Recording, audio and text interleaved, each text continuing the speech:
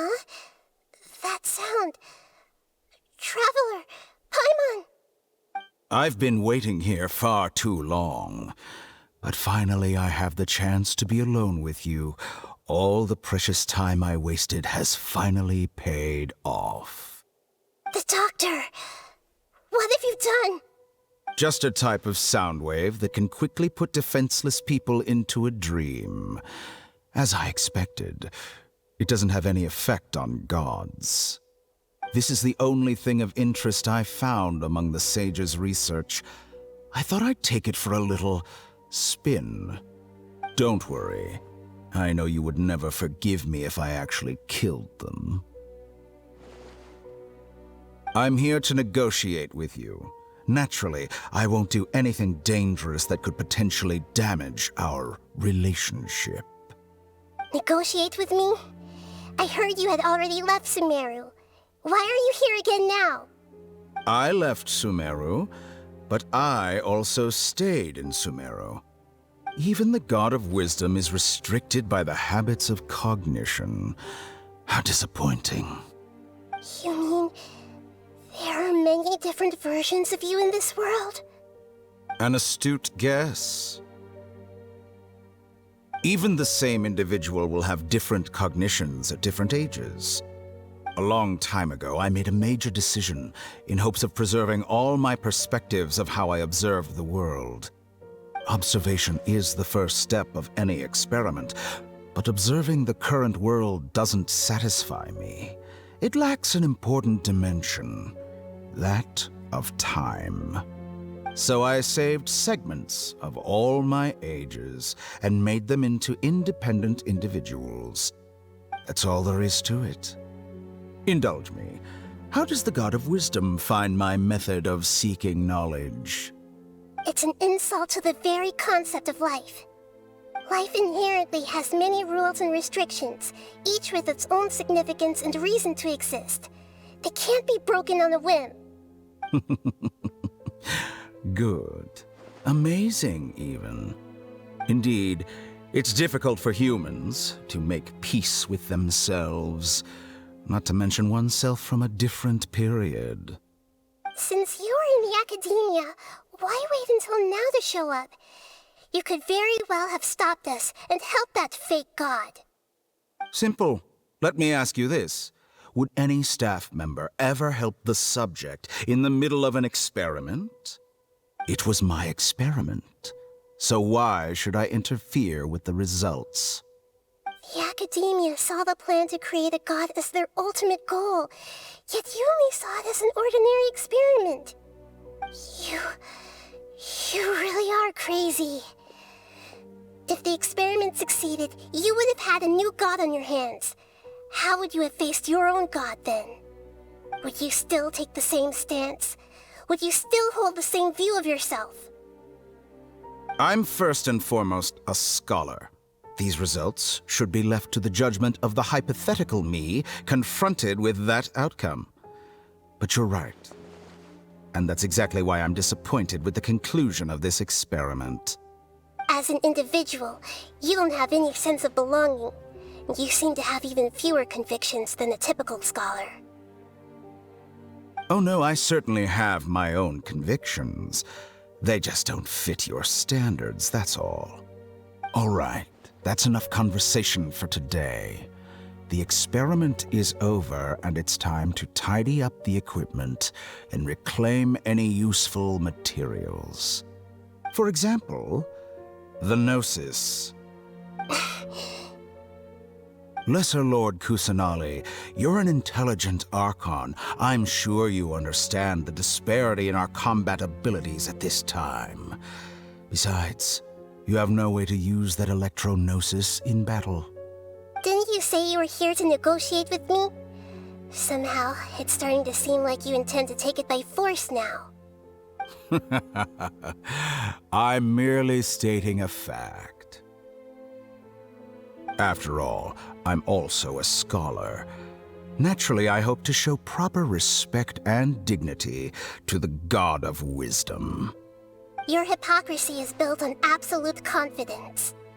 I understand your scheme, but What if I were to destroy the Gnosis now and awaken the heavenly principles? Awaken the heavenly principles? Do you think that's really possible? The heavenly principles have been silent for many years, but the Gnosis are symbols of their control over Teyvat and all the laws. Will the destruction of a Gnosis attract the attention of the heavenly principles? And if so, how do the Fatui plan to deal with the consequences? Do you dare to gamble such a possibility with me? Gamble? How surprising. I thought you would show evidence or use rigorous reasoning to prove your point. The word gamble is the last thing I expected to hear from the god of wisdom. But this is a clever move. You must have seen through me when I first captured your consciousness. As a scholar, I respect all possibilities. This has always been my principle and is an essential trait as an experimenter. Indeed, I can't ignore this possibility. So tell me then, what are your conditions? This foreign Gnosis will only lead to disaster if it stays in Sumeru. But this Electro-Gnosis is the prize I obtained after defeating one of your fellow Harbingers. Now, as the one who initiated this cascade of events, shouldn't you pay the corresponding price? Price? Interesting. What price would you have me pay? How about erasing all your other segments?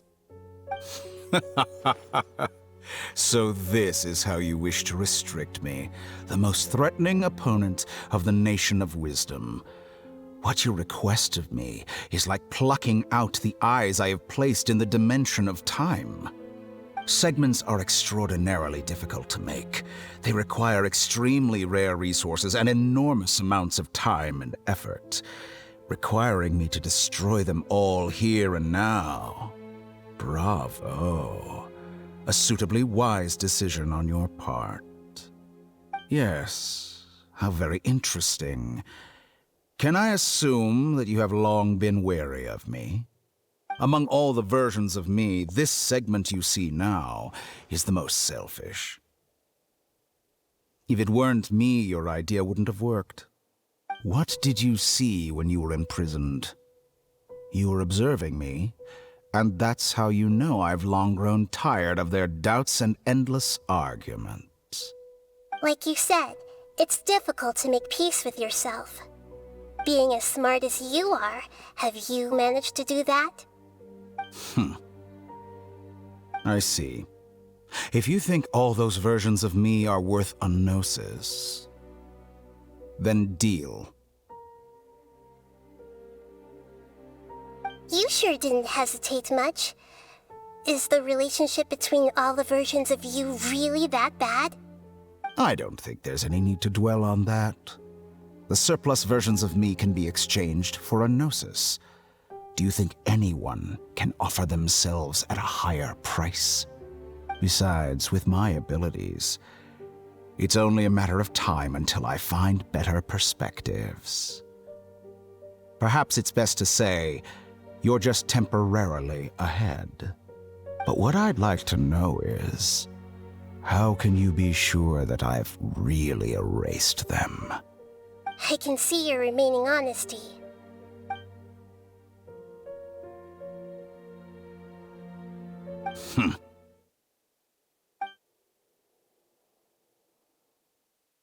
What a ridiculous decision! You can't be serious! How could I have been so short-sighted? You think this is the end? I'll have my revenge! You'll make this moment count. You will regret this! Well, have you confirmed that it's complete? Here, take it. The future of Sumeru City will be in my hands alone. I will shut down the Akasha and let curiosity and the thirst for knowledge drive the realm of academics once again. There won't be any further gaps for you to exploit. It truly pains me that my academic achievements have never been appreciated in my homeland. Of course, I have no interest in being rejected by this city for a third time. Another chess piece. And where is your Gnosis? Don't be greedy, Harbinger of Snezhnaya. No, this is a different transaction. If you intend to turn off the Akasha anyway, then there's no further use for the Gnosis of Sumeru, is there? Besides, isn't it the Archon's duty to deliver what's desired of the Seeker? Oh, judging from your expression, you don't seem to find the idea very agreeable. Then let's think of it this way. Since you're the god of wisdom, how about I exchange some knowledge with you? People exchanging knowledge with the God of Wisdom is the stuff of legends. Yet here you wish to exchange knowledge for the God of Wisdom's property. Arrogant as that is, it has piqued my interest.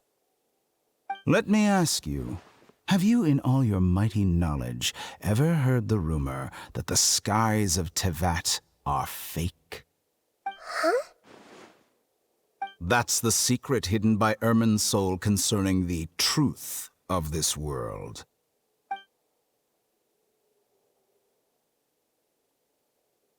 Once I finish telling you about this, it will be time for me to say goodbye. With negotiations, we've all gotten what we wanted. I'm very glad I got to meet you like this. Your arrogance may know no bounds, and convictions may mean nothing to you. But I'll still listen to what you have to say.